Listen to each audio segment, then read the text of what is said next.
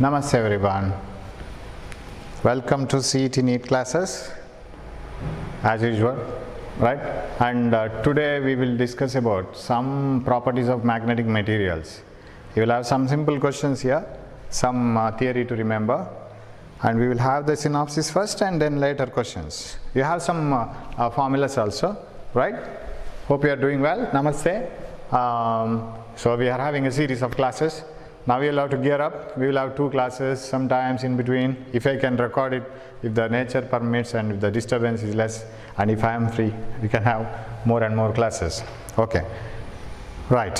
Now, what are magnetic materials? The materials which can be magnetized. So, magnetic materials. Magnetism and matter. That's what we can write. Magnetism and matter. Now, every electron, when it moves around a nucleus, it is similar to an current loop, right?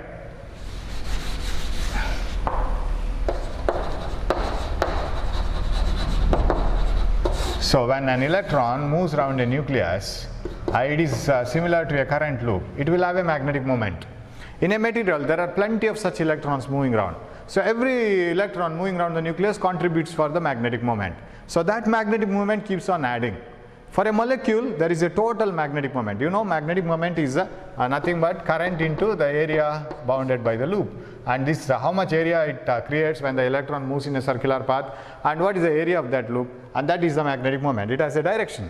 Now, so one electron will contribute its magnetic moment, another electron will contribute its magnetic moment, so on it keeps on adding.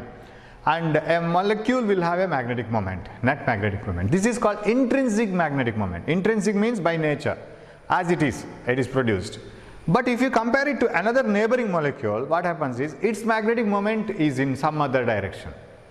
And compare another molecule, it is in different direction. So magnetic moment of different electrons may add up to give a magnetic moment to a molecule. But when you add up the magnetic moment of different molecules, you get the net magnetic moment 0. That is why an iron piece is not a magnet. So if you take an iron piece, it is not a magnet. It has no north pole and south pole. It doesn't show any properties of a bar magnet. Then how does it turn into a magnet when I just rub this iron piece against a magnet? Very simple. All these molecules are having different directional magnetic moments. They were having all the qualities to become a magnet, but their directions were different. So the magnetic moment of one molecule, if it is so, another magnetic moment of another molecule will be like this. If one is like this, another is like this. So net magnetic moment is 0. And there is no intrinsic magnetic moment for the whole material. There is an intrinsic magnetic moment for each molecule. So if you turn them all in a particular direction, if you polarize them, then the whole material will get magnetized, or it will get a magnetic moment. Then it won't cancel each other. Now who will polarize them? Who will turn them into a particular direction? Another external magnetic field. So if an external magnetic field is applied on a magnetic material like iron, all the dipoles will arrange themselves in the direction of this external magnetic field, and the whole material will get magnetized, and there is a remaining dipole moment. And that is how it gets magnetized. So a material will have all the qualities to become a magnet, but there is no polarization, there is no particular arrangement. So now when you keep a magnetic material in a magnetic field, how much magnetic moment is totally created in the material because of alignment of all per unit volume, because what the type of material you keep in the magnetic field, there is no sure that you will keep this much of size or this much of size, what type of material you take. So in order to make it common, take per unit volume. So the total magnetic moment achieved per unit volume is called, so I will write it from a corner because I need all these things, right? The magnetic moment attained per unit volume is called magnetization, M, right? That is M, capital M I will call. The magnetic moment attained per unit volume is called magnetization. The total magnetic moment attained because of the arrangement of all the molecules. Arrangement means all the electrons will try to align themselves in the direction so that their magnetic fields will add up. So magnetic moment total developed when a material is magnetized per unit volume is called magnetization. Okay, now what is magnetic induction, right? This is the word magnetization, M. It is a vector quantity. Then you know that magnetic moment, M, is current into area. So if you want to write in unit form, what is the unit? SI unit. Magnetic moment is current into area, ampere meter square divided by, of course, I have to write A for ampere, per unit volume, that is meter cube. What is this one? Then ampere per meter, right? That is a unit for magnetization. Now, magnetic induction.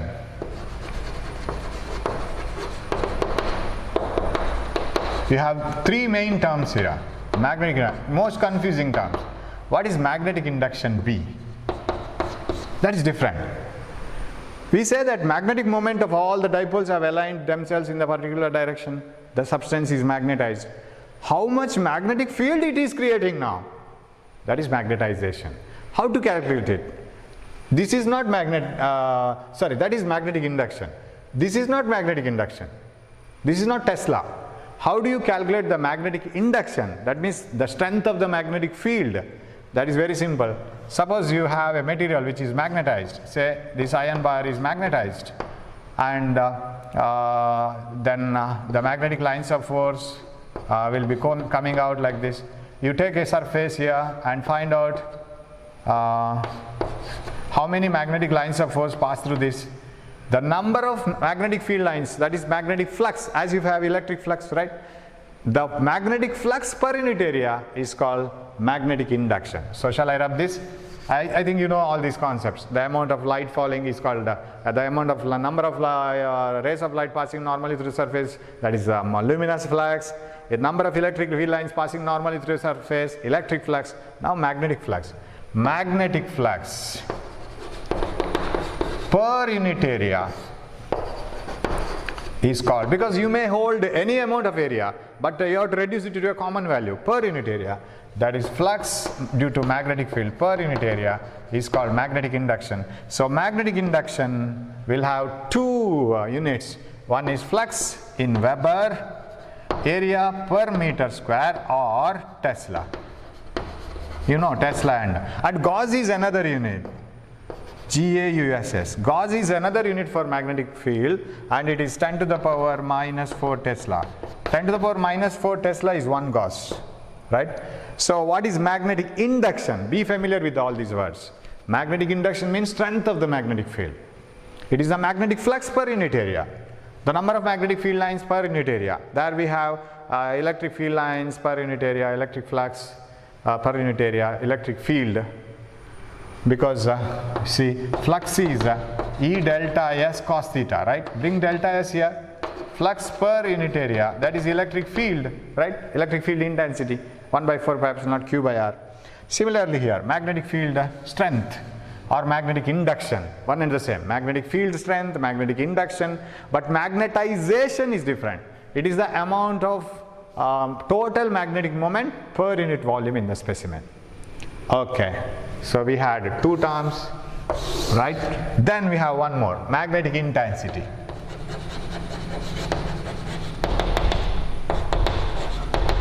It is almost same as this one, ampere per meter. What is magnetic intensity? Suppose you take a solenoid.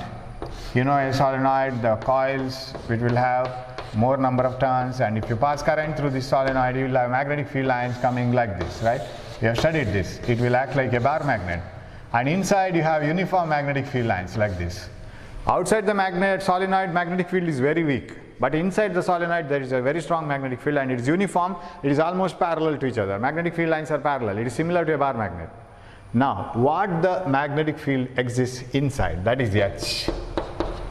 Not the magnetic field, the magnetic intensity is H inside, right? Now, if you take a specimen and keep it inside, specimen in the sense iron rod or copper rod or any magnetic material for that matter, if you keep it inside, what happens here?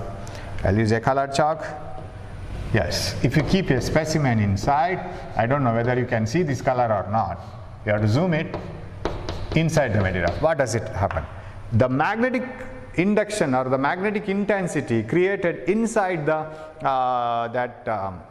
solenoid will force all the dipoles, the tiny molecules, to stand perfectly in parallel to the magnetic field, and the magnetic moment gets added up.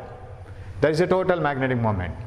And what that field is making them align to in a particular direction, that is H.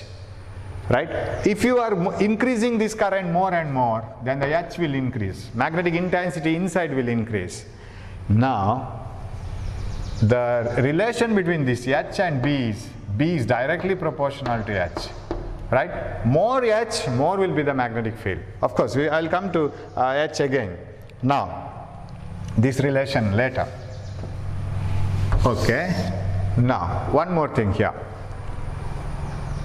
If you place a sample, an iron piece inside a solenoid and try to pass more and more current through this coil, then the H value, the magnetic intensity inside, will go on increasing as I is increased. As current increases, the magnetic intensity inside the solenoid will go on increasing.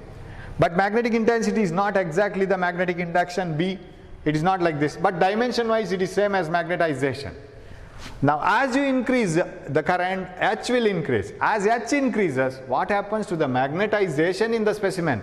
What do you mean by magnetization in the specimen? The dipoles arranging themselves in the direction of the magnetic field, and total magnetic moment keeps on adding up. That is called magnetic moment.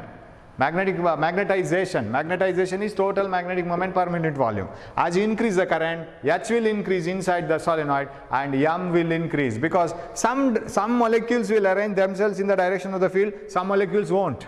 But when you increase the current, H will increase. Stronger magnetic field align themselves. When some teacher comes to your class and says, keep silent and don't cry, keep yourself busy with someone, you don't agree, because you don't care for the teacher. And if another sir comes and beats two persons, then you will be a little bit silent. But even then some people will start creating noise. But if the HM comes and stares at you, everybody will be silent. That means you need a stronger force to be silent.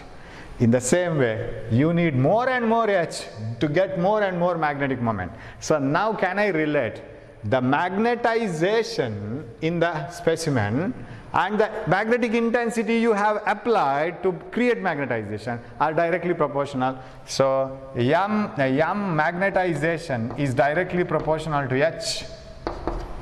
Don't you agree this? So magnetization in the specimen is directly proportional to the magnetic intensity H, and M is equal to chi into H. Hope you are following, right?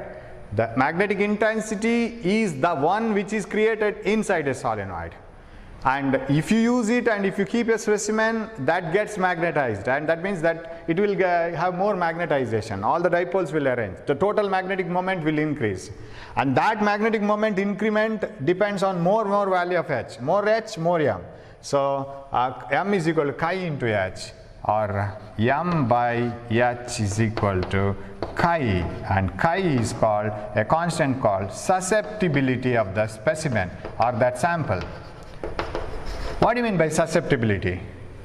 The ease with which you can magnetize that material. Suppose a small magnetic field is enough to magnetize a material. What does it mean? It's a good magnetic material. If you want to apply a very strong magnetic field so that the dipoles arrange with difficulty in a particular direction, means then that material is not a good magnetic material. And if small intensity can produce a large magnetic moment, small words in the class from the teacher can change lot of students, means students are very good. Right? But even if he says more and more things in the class and stare at you and finally beat you, then also you are not agreeing words, means you are a bad student. Right? You are not able to follow whatever the teacher says. So that means a small intensity inside can magnetize the material very strongly, numerator less, denominator more, high value of chi. So more susceptibility means that is a very good magnetic material, and less susceptibility means it is a very bad magnetic material. Remember, magnetic intensity H has the same unit as ampere per meter, but I don't have any formula to explain you why it is ampere per meter. It is ampere per meter always, right? Same as magnetization, unit same as magnetization. So when you divide them, what has chi? Chi has no unit, it is a constant. So how do you define susceptibility? Simply it is a number, it is a ranking, it is an index. Susceptibility is the ratio of magnetization to the magnetic intensity. What is the goodness level of a student? How much suggestions you have given him and how much he has changed. A small suggestion has made a large change. Very good student, high marks, right? Small h creating a large M. Any value of h doesn't create any magnetization. No dipoles are ready to align themselves. Very bad magnetic material. Chi is very less. So ratio of magnetization developed in the specimen to the magnetic intensity, that is called susceptibility, and susceptibility has no unit, no dimension, it is a simple number. More the susceptibility, better is the magnetic material. You can magnetize it very strongly. Okay, now another one you have. What about the magnetic induction created inside? Magnetic induction created inside is also depending on this magnetic intensity, right? The magnetic induction, flux per unit area inside. So B is also directly proportional to H, and B is equal to mu into H. What is mu called? Mu is called permeability of the specimen. What is permeability? B by H. B by H is permeability. This is a little bit confusing, but you have to look into that as far as possible. So permeability is the ratio of magnetic induction to the magnetic intensity. But if the ratio of magnetization to the magnetic intensity is taken, that is susceptibility. Magnetic induction to the magnetic intensity ratio is called permeability, and that should also be very high if it has to be a very good magnetic material, right? Now, if you want to write what is the magnetic induction inside, hope you can see this if I write it here. If you want to write what is the magnetic induction inside, now when there is no magnetic material, if you don't keep anything here inside, when the solenoid is empty with the air inside, when there is no specimen kept inside, we say that the magnetic field B is equal to mu naught into M, right? And when where mu naught is the permeability of free space, when the specimen is kept, we write mu is equal to mu naught into H. That means I want to make it very clear like this. If you don't keep the specimen, what the magnetic intensity you have inside is H, right? B is equal to mu naught into H. But when you keep the specimen inside, it gets magnetized. All the magnetization occurs within the specimen. See, if the dipoles have to be arranged in a particular direction, there should be inside some material, right? Magnetic material, because we have molecules and electrons revolving around, and the molecules are contributed with some dipole moment because of these electrons, and that gets added up from molecule to molecule. All these things are happening within a material. So when the material is kept, we have an additional magnetization because of the arrangement of molecules. So mu naught into M. But when the material is not present, we have a magnetic intensity inside. So total magnetic field inside a solenoid which is filled with a magnetic material like iron is the magnetic field due to magnetization and the magnetic induction due to intensity, which is created due to the wires, right? Because coil will always produce a magnetic field, and even if you don't put any specimen inside or magnetic material inside, there is a magnetic intensity inside, that is H, and mu naught into H gives the magnetic field induction inside in an empty space. But if you put a specimen, then mu naught into M. Now B is equal to mu naught into M plus H, right? And if you can find it difficult, just remember the formulas at least. I'll try to explain it as far as possible. Now can I replace M as chi into H? I can replace M as chi into H, mu naught into chi into H plus H. B is equal to mu naught into H into 1 plus chi, and 1 plus this chi is not X, it is like this chi, and this 1 plus chi is called relative permeability, and B is equal to mu naught into mu R into H. This is called relative permeability. That is equal to mu into H. So did we come across SCC? We got this formula. Magnetic induction inside is mu into H. So that is the beauty here. So when a coil is wound around a substrate or any cylindrical non-conducting material and current is passed, it creates a magnetic intensity inside, and the net magnetic field is given by mu naught into H. But if you keep a specimen inside like iron piece, its dipole moments will arrange themselves in the direction of the magnetic field. That creates a net magnetization. So that also contributes to the total magnetic induction. So total magnetic induction is due to the arrangement of dipoles inside the specimen plus magnetic intensity created inside due to the coil. So when you add up this and when you replace all the things, you will get mu into H and mu naught into mu R, relative permeability into permeability of free space. That is mu. That you know, epsilon, right? What is the epsilon of any value, that is any medium? Permeability of any medium is the permeability of free space into relative permeability or dielectric constant K into epsilon naught, or permeability of any medium divided by permeability of free space. If you divide it, you will get K. K represents, dielectric constant represents how many times more is the permeability of the medium compared to the permeability of free space. You remember this one, right? Epsilon by epsilon naught is K.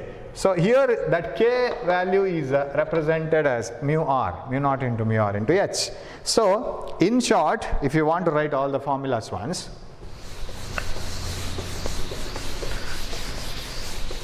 magnetization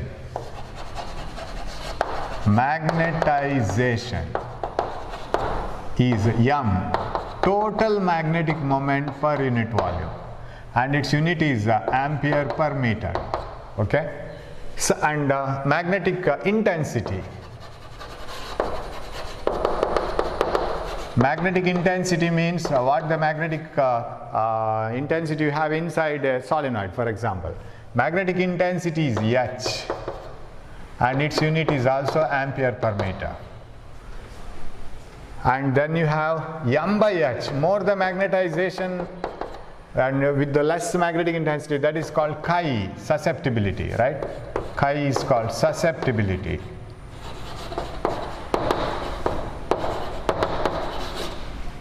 And magnetic field inside a solenoid is equal to mu naught into H, that is due to coil, magnetic intensity due to coil, plus mu naught into magnetization of the specimen.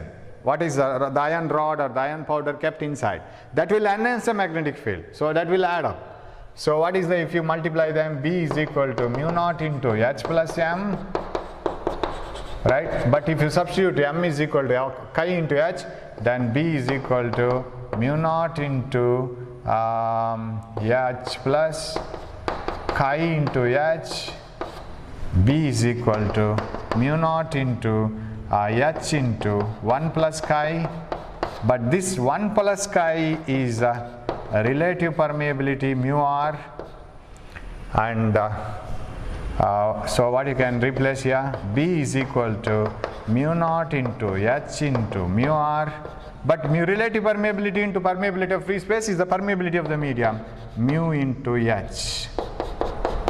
So B is equal to mu into H. So these formulas are important for us. And another one is magnetic induction. B is flux per unit area. Flux per unit area is magnetic induction. Okay. Flux per unit area is magnetic induction. B, magnetic induction. Strength of the magnetic field. Yes. So this is Weber per meter square or Tesla. Okay. Right. Now, suppose you take a specimen.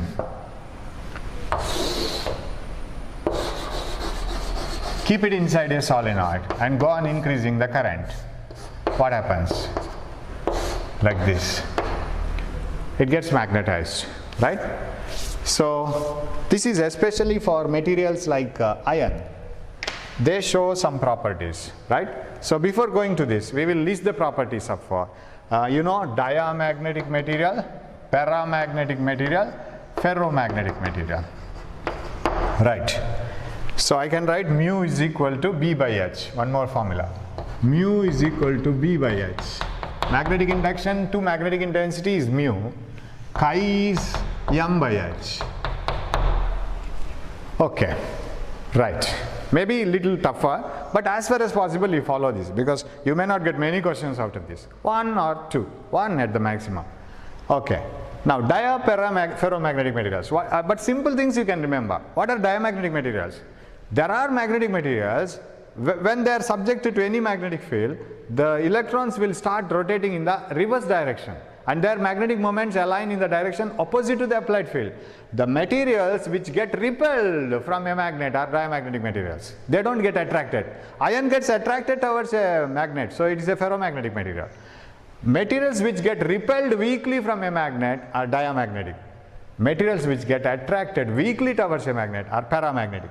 Materials which get attracted very strongly towards a magnet are ferromagnetic. You see, what the property is for this one? For this one the same. Weak means this is also weak, but opposite. This is weakly repelled, weakly attracted, strongly attracted. When this is magnetized, it gets magnetized weakly but in the opposite direction. When this is magnetized, when magnetic field is applied on a paramagnetic material, it gets magnetized weakly but in the same direction. This gets magnetized strongly in the same direction. What about chi value? Chi value means how much intensity you have supplied and how much magnetization it has occurred. How much magnetic intensity lying inside a solenoid. How much you have applied it and how much magnetization it has occurred. Chi value is low and negative. Diamagnetic materials have a very low chi value, and it is negative as well. That means they get magnetized weakly but in the opposite direction. See, chi value low and positive. They too get magnetized weakly but in the same direction. What about ferromagnetic materials? Chi value is high and positive. They get magnetized very strongly and easily. High chi value. Susceptibility is low negative, susceptibility is low positive, and susceptibility is high and positive. And susceptibility is independent of temperature. Maybe knowing this. What do you mean by independent of temperature? If you heat a diamagnetic material, the ease with which it should be magnetized, it will be magnetized, doesn't change. Even if you heat it, it is same magnetic material, and even if you cool it, it is the same magnetic material. But here, susceptibility is inversely proportional to temperature. That means if you heat a paramagnetic material, it becomes a very, very bad magnetic material because its chi value will go on reducing. So susceptibility of a paramagnetic material is inversely proportional to absolute temperature, and this is called Curie law. Susceptibility of a paramagnetic material is inversely proportional to temperature, whereas susceptibility of a diamagnetic material, which is negative, does not depend on temperature. We usually say that you should not heat a magnet, it loses the magnetic property, something like that, right? If you heat it, chi value will decrease, that means it becomes a bad magnet. What about here? Ferromagnetic materials have a special property. If you go on heating the ferromagnetic material, it also shows lesser and lesser chi value, susceptibility value, and it becomes very difficult to magnetize it. So chi value is inversely proportional to temperature up to a temperature called Curie temperature. Up to Curie temperature. Why, sir? Because once it reaches to a certain temperature, the chi value will decrease to such a low value that chi value resembles with this paramagnetic material. You take a ferromagnetic material, its chi value is very high and positive, right? Go on heating it. What happens to the chi value as the temperature increases? Chi value goes on decreasing. But when it reaches to a certain temperature, the chi value is so low that it becomes para. So what is Curie temperature? Curie temperature is that temperature above which a ferromagnetic material turns into a paramagnetic material, because its chi value will reach to such a value. So Curie temperature is that temperature above which the susceptibility of a ferromagnetic material turns into paramagnetic material, and above that temperature you have to write chi is inversely proportional to T minus that Curie temperature. Why? Because from there onwards it obeys this law, that excess temperature, and this is called Curie-Weiss law, W-E-I-S-S, Curie-Weiss law. Okay, you can remember it, you get that theory in all the papers. Okay, okay, right now. What else special properties you have? Permeability.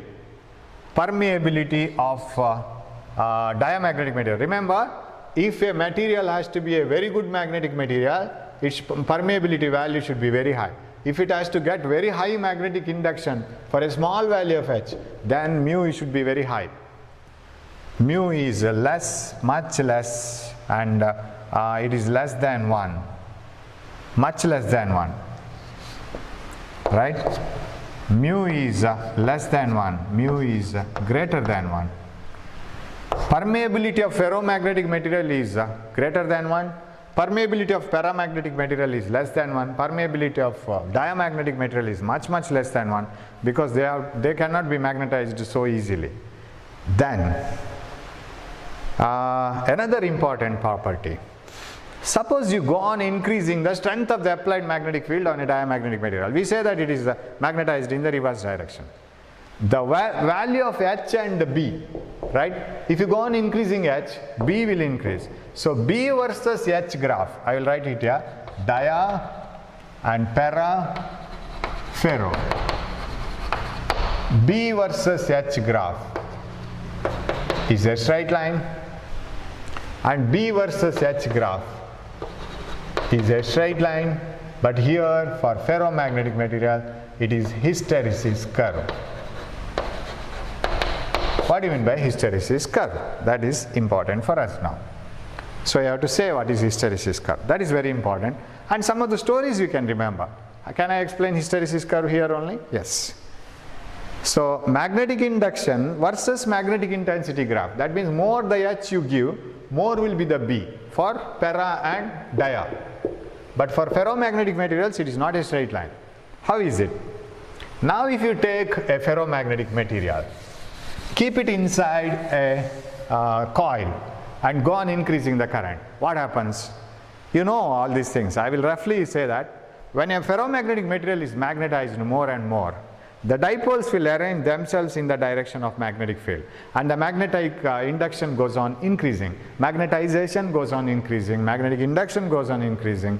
So if you draw a graph of magnetic induction on one side and H, magnetic intensity on another side, as you go on increasing H, B will go on increasing. It becomes more and more magnetized. More and more dipoles will start arranging in a particular direction.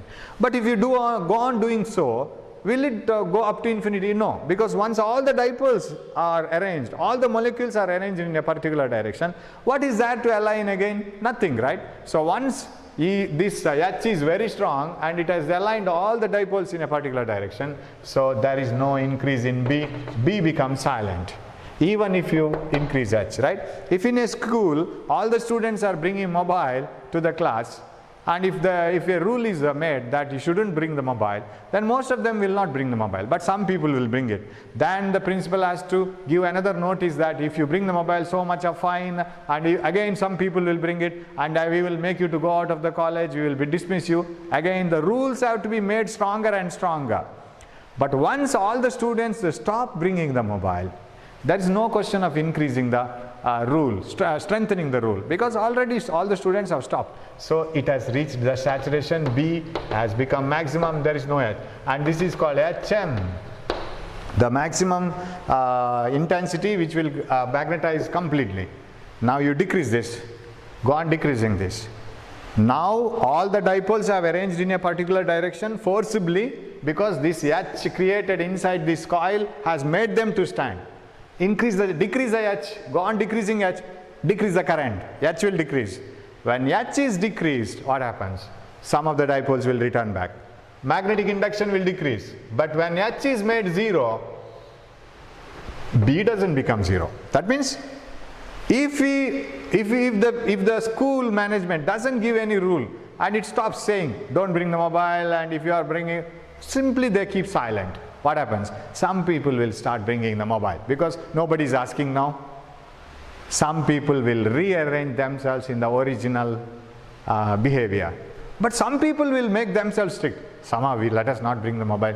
Why to bring it, and how to maintain it? That is the difficulty. I don't bring it. They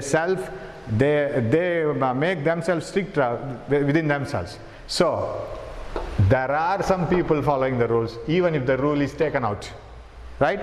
Even if the magnetic intensity is made 0 by making the current 0, if H is made 0, magnetic induction doesn't become 0. This is what happens. Take a small razor blade or any material, iron material, take a magnet, rub it against that iron for some time, then you will find that that iron piece gets magnetized. That means you bring it to the magnetic field, take it out. Now some magnetism will remain in the specimen because some dipoles will keep themselves in that same direction. They create some magnetization. So some magnetization, some magnetic induction will remain in the specimen.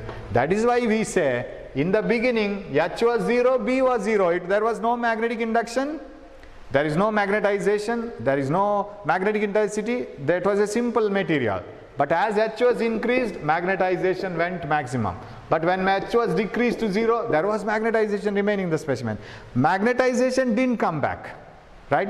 So you went with your friend with a agreement that you have to go to the town, purchase and come back. You went together, but while coming back he didn't come. That means magnetic induction lags behind the magnetic intensity H, and this is called hysteresis. Hysteresis is a Greek word and its meaning is lagging behind. So magnetic induction lags behind the magnetic intensity. Magnetic intensity moves forward, it comes back, but magnetic induction lags behind. That is called hysteresis. And what is this called? OB.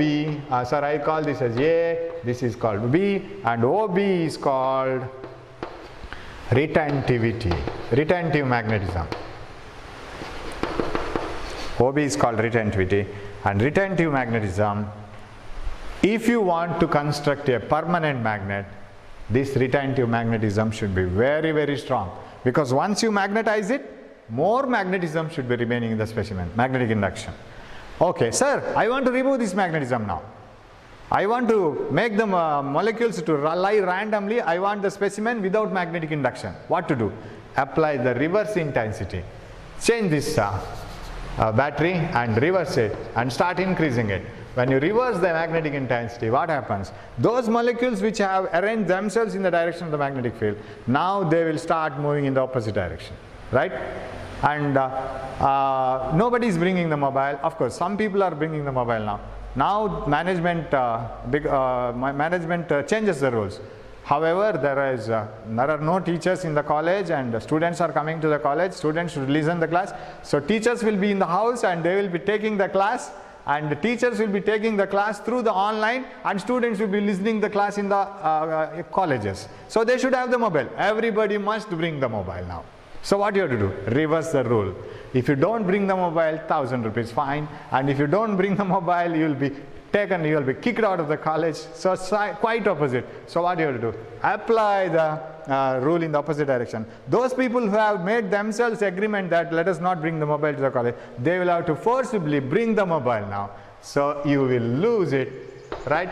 So this is the magnetic field, H, magnetic intensity, to remove the retentivity, and this is called coercivity. So what do you mean by coercivity? The reverse magnetic intensity that has to be applied to remove the retentivity, that is called coercivity. The reverse magnetic field or magnetic intensity that has to be applied to remove the retentivity is called coercivity. You see, a material which is to be used as a permanent magnet should have high coercivity also. Why, sir? Now suppose you are using a permanent magnet behind a speaker. You have a magnet behind a speaker, right? And that cannot be magnetized every time. Once it is constructed, it's a permanent one. if that material is to be used, it should have high retentivity. Once it is magnetized and removed, it should retain high magnetism. Another thing is, it should have high coercivity. Why? Because when that speaker is used somewhere, there will be another speaker nearby, small speaker. Its magnet may not be able to reduce the magnetic field of this one to 0. Another magnet in the neighborhood should not reduce the magnetic field of this one to 0. That should not act like retentivity or reverse magnetic field. That should not be enough to remove the retentivity, right? So any magnetic field in this region of that magnet, permanent magnet, should not remove or should not reduce its magnetic intensity to 0 or magnetic induction to 0. That means it should have high coercivity. That means once it is magnetized, it should retain magnetic induction, plus the reverse magnetic field required to remove it should not be easy. It should also be very high. It is a permanent magnet. So this is called coercivity, the reverse magnetic field required to remove the retentivity. And if you reverse it further, of course, if you make this rule very strong, if you don't have mobile, you no entry to the college, and you will be kicked out of the college, you will be fined and ask your father to come, you don't have mobile, like this. Once all the students start bringing the mobile, there is no question of making the rule much tougher, because already the rules are followed. So it reaches the maximum minus HM. Now if you reduce it, again make the rules simpler. No, we don't know whether you bring it or not, we are not worried. Some people don't bring the mobile, some people start bringing the mobile permanently. So some magnetism will remain in the specimen. OE is called retentivity again. And if you want to remove this magnetism, again you have to apply the reverse field. That means you have to reverse it again, right? You have to make this positive and that negative. And when I increase it, comes here, okay. And again goes here. Like this, right? You can understand it later. So this is called cycle of magnetization. When a specimen is taken through a cycle of magnetization, the dipoles are arranged in one direction, reverse direction, like this. So that heats up the material. Suppose you keep a iron piece like ferromagnetic material, then if the place AC is applied, AC once changes the direction, reverses it, so the magnetic material iron should be magnetized in one direction, reverse direction, reverse direction, keeps on getting magnetized and demagnetized. What happens is finally it gets heated up. What is the amount of heat produced is equal to area of this hysteresis loop, of course, into permeability of the medium. Permeability of the medium into area gives the heat energy produced. And that is a loss actually. If a material is taken through a cycle of magnetization, it gets heated up. Now, so if you want to select a material for permanent magnet, to construct a permanent magnet, retentivity should be more, coercivity should be more. Temporary magnets. For temporary magnets, once you magnetize it, it should get magnetized. But once you remove the current through the coil, it should get demagnetized, because temporary magnets are used to remove some junk materials in iron materials from a junk of materials, and it attracts. So coil, you will have a coil and you will have an iron rod. When you pass current through the coil, that iron rod gets magnetized. It should be magnetized only when the current is passing. You bring it near the junk materials, it gets attracted, iron pieces get attracted, take it to the other point, and stop the current. It should lose all the magnetism. For a temporary magnet, what happens is retentivity should be very low, because once you remove the current, once you remove H, there should not be any retentivity. If it retains the magnetism, it becomes very difficult to work with the temporary magnets, of course. So, and what about permeability? Remember, whether it is a temporary magnet, whether it is a permanent magnet, permeability should be very high, because if you want it to magnetize very strongly, whether temporarily or permanently, whatever it is, mu should be high. So for permanent magnets, retentivity, coercivity should be high, permeability should be high. For temporary magnets, retentivity and coercivity should be low, and permeability should be high, because you want it to be a very strong magnet. Permeability should be always high. Okay, so area under the hysteresis should be very less for temporary magnets. Area should be very high for permanent magnets. Sir, if area is high, don't you get more amount of energy lost in the form of heat? Yes, but permanent magnets are not magnetized every now and then, right? So you don't get this area again and again. Don't get the loss of heat energy again and again.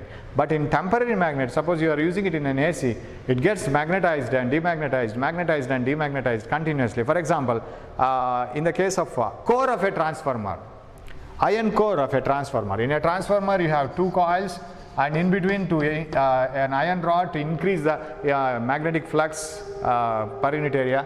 And when this is kept here, it gets magnetized, demagnetized, magnetized, demagnetized. When it happens so many times, it is magnetized and demagnetized. Here you have to select a material with low hysteresis area, with low hysteresis loss. Otherwise, more energy loss will be obtained. And another thing that I want to mention here is one is hysteresis loss, another is permeability, more permeability, good magnetic material, good magnetization, and retentivity, coercivity, area under hysteresis loss. Another reason is, so this property is shown only by ferromagnetic materials, hysteresis. Another one is magnetostriction. What is magnetostriction? When a magnetic material is magnetized, especially ferromagnetic materials, not other magnetic materials, there is a small decrease in the length. So if you take a coil, wind it over an iron rod, magnetize it, there is a small decrease in length. Demagnetize it, it expands again back to the same length. Magnetize it, decreases. So that is what happens in the core of a transformer. In the core of a transformer, you apply AC, right?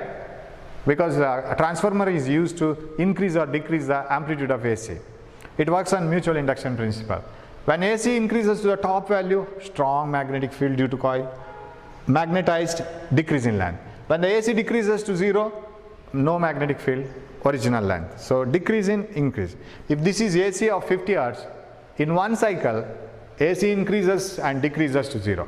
Increases in the reverse direction, decreases to 0. So twice it happens.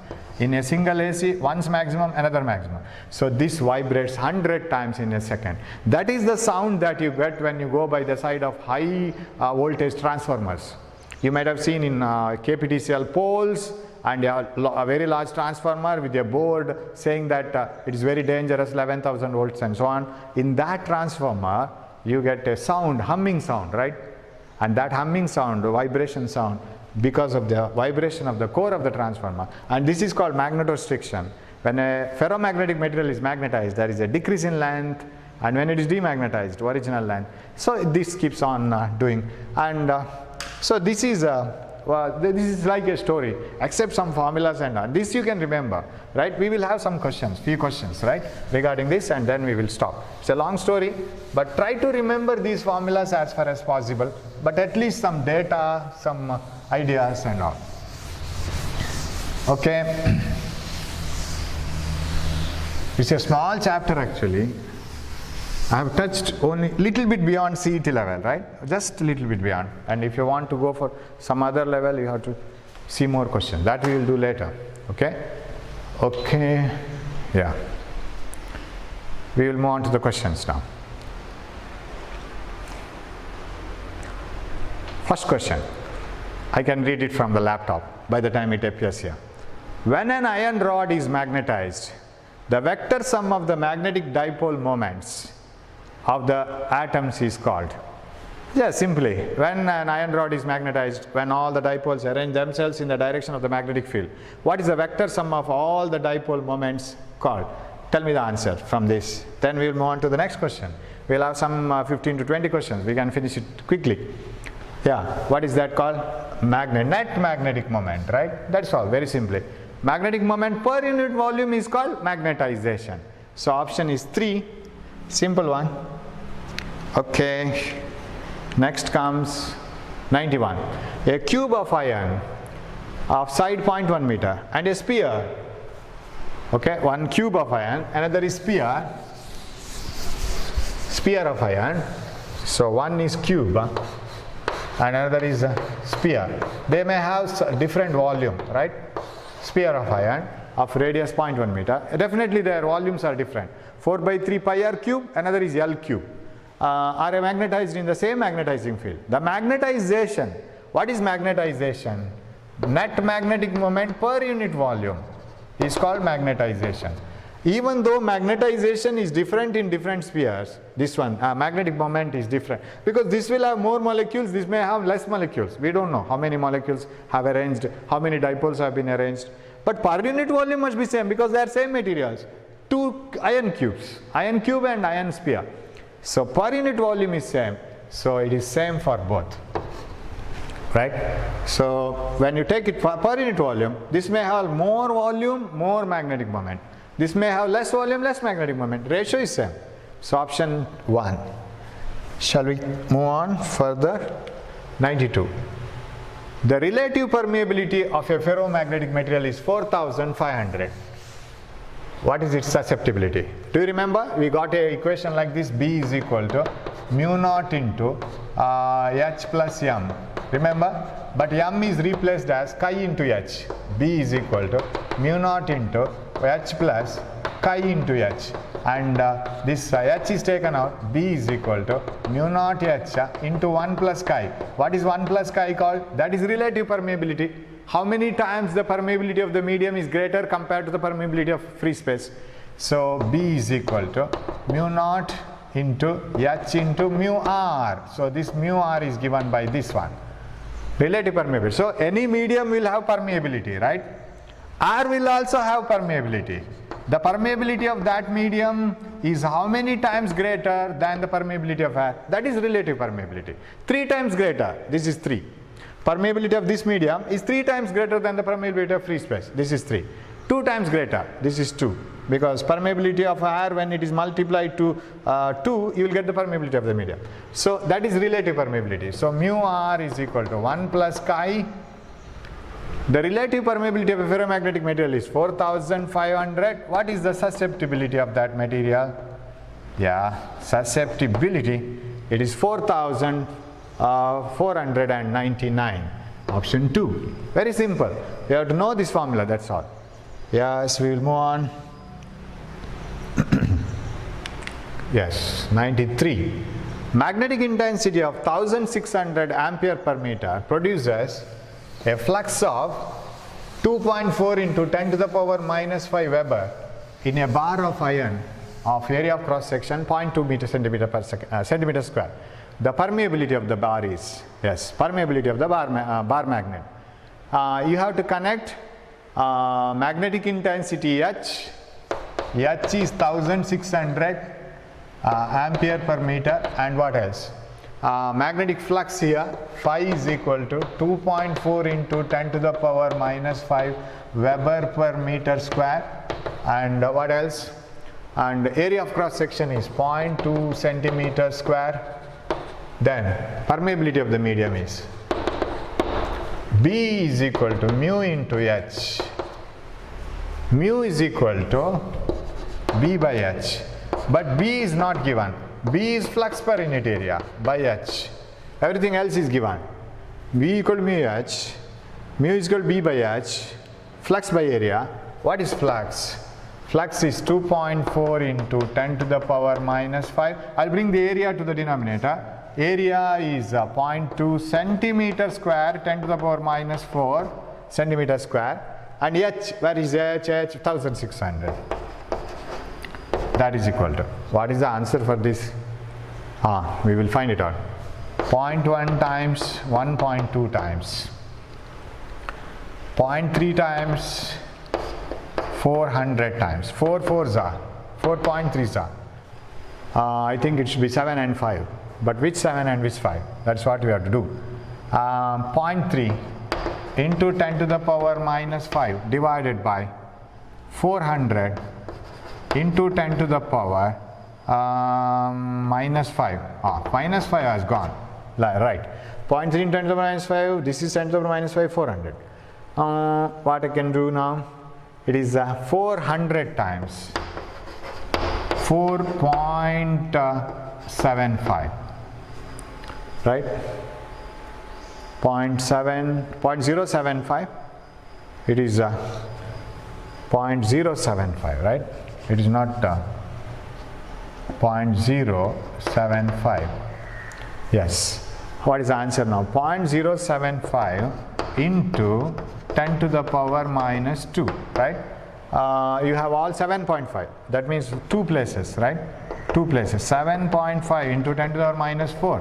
Yes. 7.5 into 10 to the power minus 4. So only the thing is, magnetic induction has to be taken as flux per unit area. It is not directly given. And B by H is mu. That's all. And B has to be expanded. Then later calculations. Option 1, 7.5 into 10 to the power minus 4. 94. The intensity of magnetization attained by a magnetic material is 600 ampere per meter. Intensity of magnetization means H. H is 600. Okay.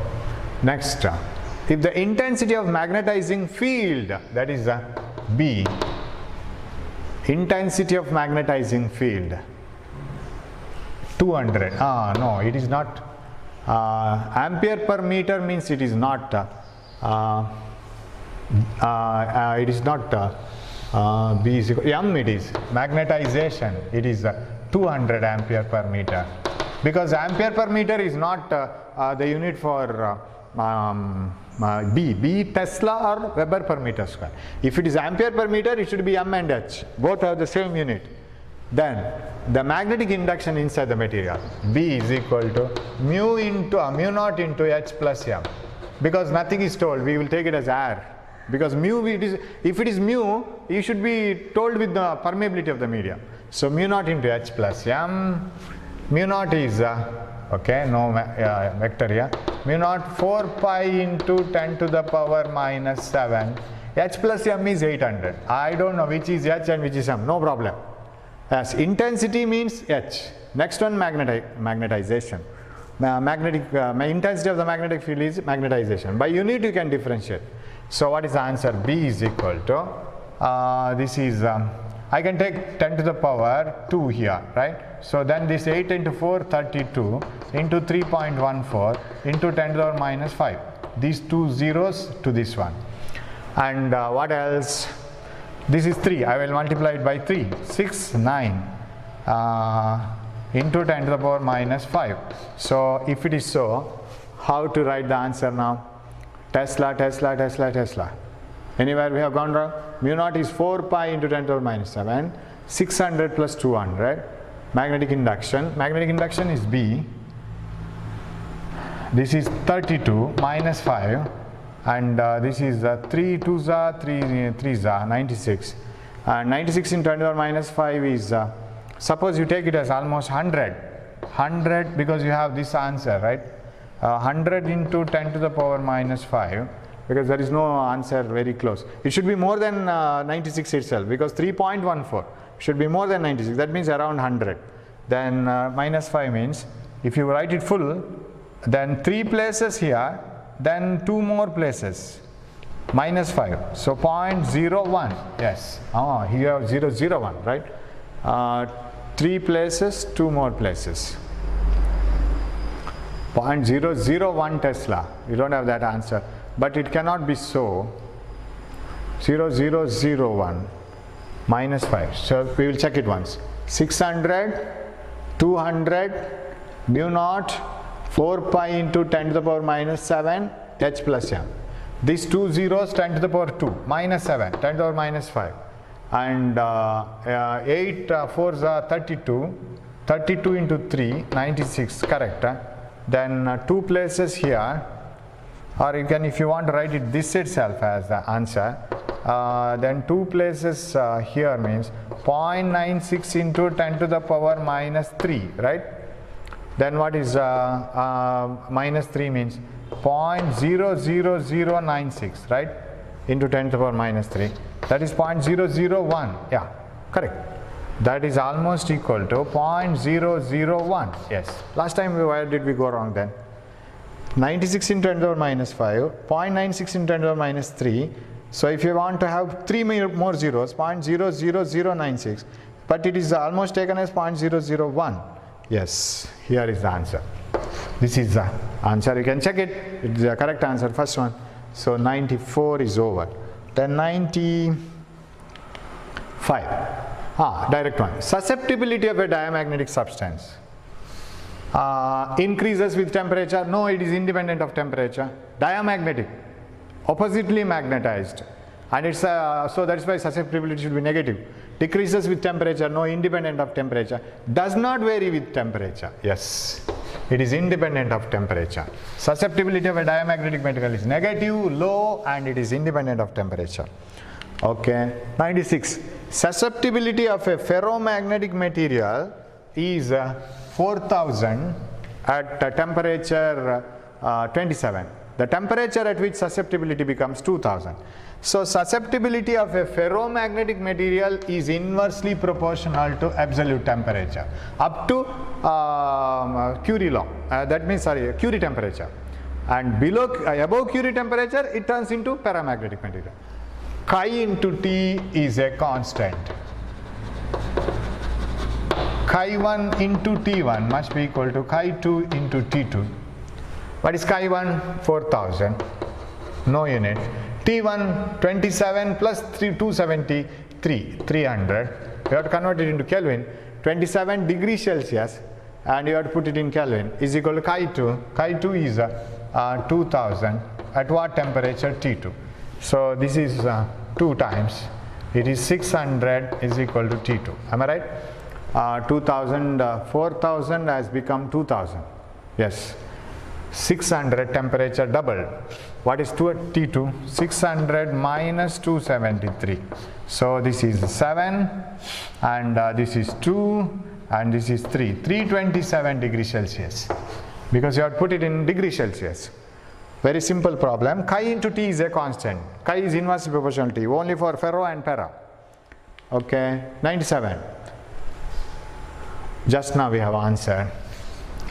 Above the Curie temperature, paramagnetic substance becomes ferro. No. Paramagnetic substance become dia. No. Ferromagnetic substance become dia. Wrong. Ferromagnetic substance becomes para. Isn't it? Because ferro is a good magnetic material, but as temperature increases, chi value decreases. So it turns into para. So that is the answer. Fourth one. Fourth answer. Then 98. When a ferromagnetic rod is magnetized along the length, its length decreases slightly. Yes, directly. That is called magnetostriction. That's why you get vibration sound in a transformer. Decreases slightly. Ferromagnetic material having the coercivity, high retentivity, they are for permanent magnets, right? Permanent magnets. Yes. High retentivity, high coercivity. In which of the following materials the intensity of magnetization is not proportional to the intensity of the applied field?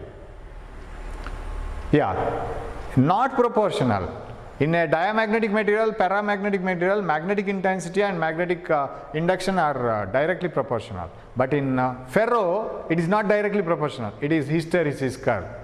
We get a curve, not a straight line. In a ferromagnetic material, they are not directly proportional to the magnetizing field. They show hysteresis curve.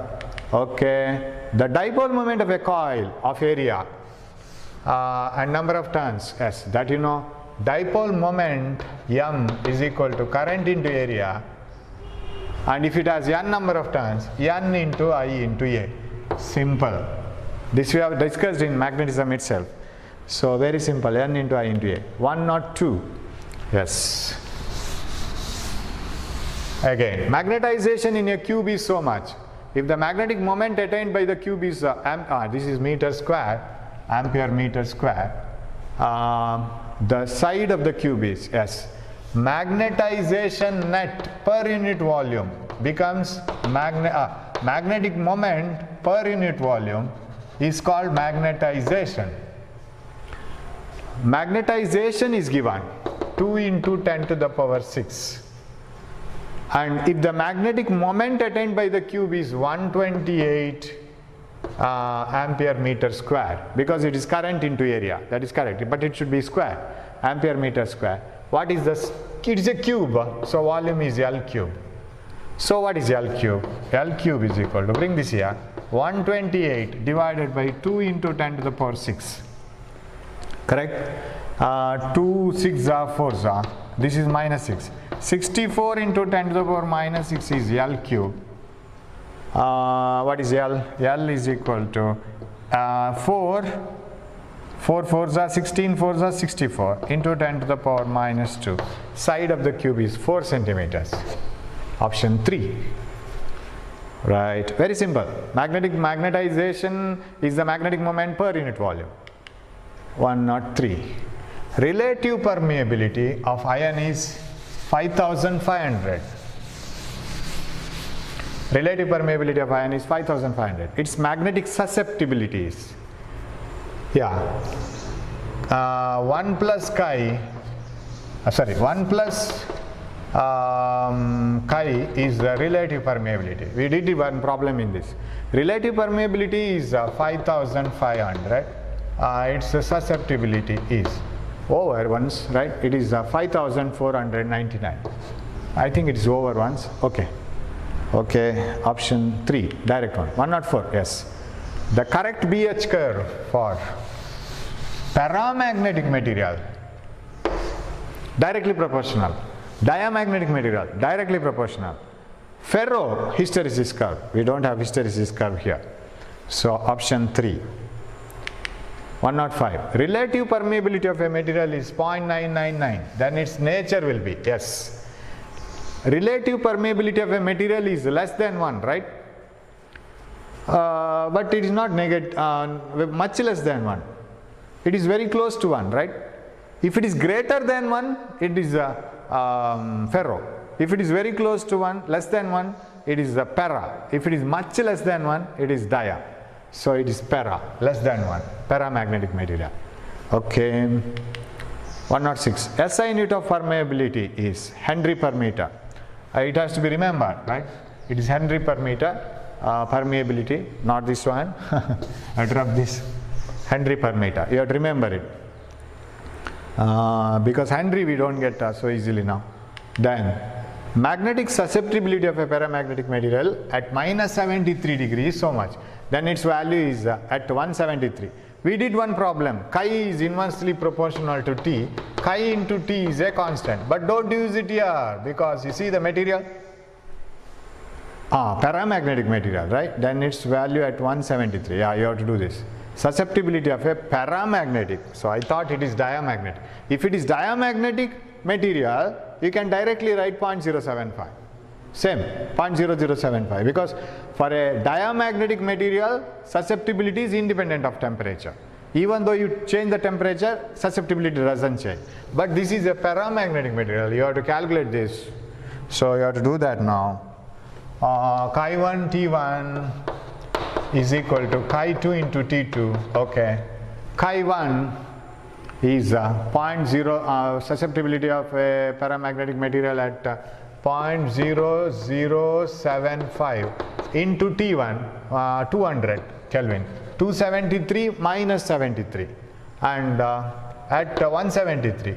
So 273 plus 173 is at minus 173. You have a minus there at the corner. At minus 173 means 0, 0, 100. 100. So what is the answer? 100 into chi 2. So what is chi 2?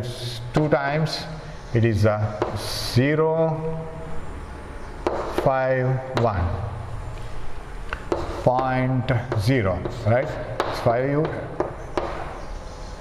0.015. Yes, this is the answer. So if it is diamagnetic, remember, don't go for any calculation because diamagnetic materials have susceptibility independent of temperature. The magnetizing field is so much ampere per meter, where the magnetic flux is so much of 5 into 10 to the power minus 5 Weber. The same problem, right? If the area of cross section is, yes, same problem. B is equal to mu into H, and mu is equal to V by H. B is a flux per unit area by H. What is flux? Flux is 5 into 10 to the power minus 5 Weber. per unit area is 0.5 centimeter square, and magnetic intensity is 500 ampere, 5000 ampere per meter. That is given in the. So what is mu? You can calculate it. This is 0.5, 5 into 10 to the power minus 5, 5000. Yes, everything is given. 0.1 mu is equal to, I think the only answer is 2, because 1 by 5 remains. It is 2 into 10 to the power minus 4 should be, right? 10 to the power minus 5. This is minus 5 getting cancelled. 1 by 5000. That is 1000. I will bring it to the numerator. 10 to the power minus 3 by 5. Right? That is equal to 0.2 into 10 to the power minus 3. That is 2 into 10 to the power minus 4. This answer. 2 into 10 to the power minus 4. Same as the previous one. 109. Diamagnetic substances, very simple, are weakly attracted towards a strong magnetic field, have permeability greater than 1, wrong, have their susceptibility independent of their temperature, right. Weakly repelled, wrong. It should be weakly repelled. It is weakly attracted, wrong. This is wrong. Have their susceptibility independent of their temperature, right. Have low and negative permeability, no. Permeability is less than 1, but not negative. Not negative. Negative is susceptibility, right. Because they get magnetized in the reverse direction. Copper. You have a list of that materials which are dia, para, ferro and all. So this is a long class. You have to bear with me. Very simple class actually, but with more synopsis. You have to study all those things. As far as possible, remember it, because there are so many areas where you can work out more, like current, electricity and electric field. There you can work out more. But these things very difficult to remember at the last moment. But try to remember as far as possible, at least some stories. I hope you will do well. Thanks for watching my class. We will meet in the next class. Thanks for watching. Keep your health very well, and thanks for watching. We'll meet in the next class.